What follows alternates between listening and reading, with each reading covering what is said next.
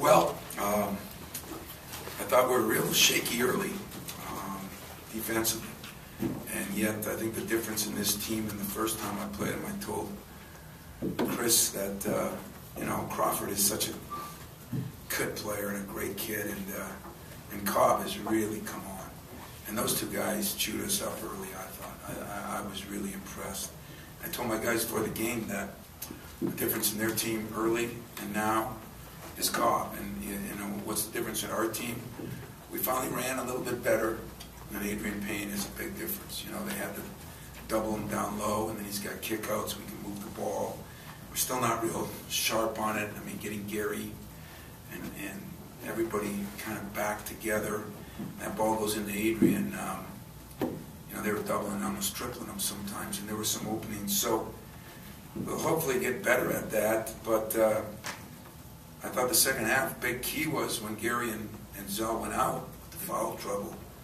Elvin and Russell came in and actually played very good defensively, and that made a difference, and we just kind of went to Adrian as much as we can. But to have 22 assists on 32 baskets, get back to the way we play, 7 turnovers, and my 2 point guards, 6 and 1 for Zell and 6 and none. That means Trice hasn't had a turnover yet. Phenomenal, getting 4 guys in doubles.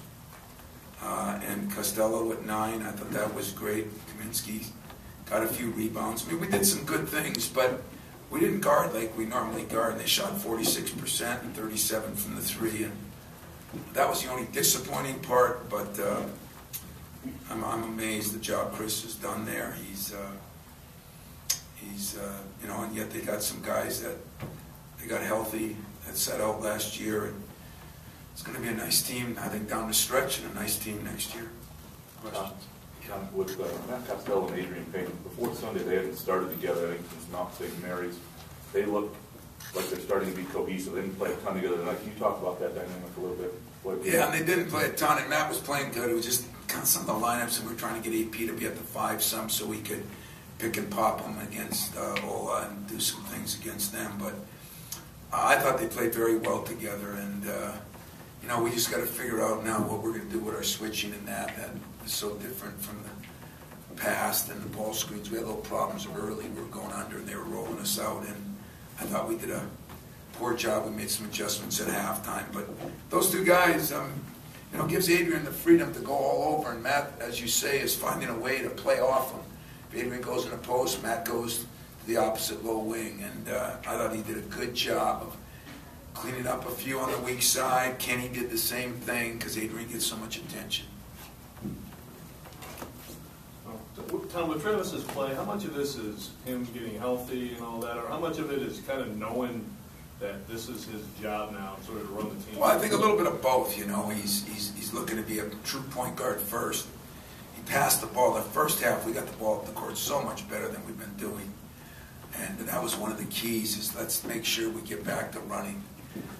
But to run, you got to rebound, and when Adrian's rebounding, when you think of Adrian and Dawson out of there, and if we get Valentine back rebounding, I mean, somebody told me he's the 3rd leading rebounder in the league, and that's an unbelievable stat for him. But I think Travis is playing, comfortable in that role. Still took a few shots, which was good, but for the most part, he was really pushing the ball early, and I think you're kidding yourself when I tell you that those guys were hurt. There's no question Travis is 10 times healthier than he was for really most of this year. I mean, he had the illness early, then he had a little bit of illness after Christmas, then he had the blisters, and now he's the healthiest he's been, and I think that's a big reason for it.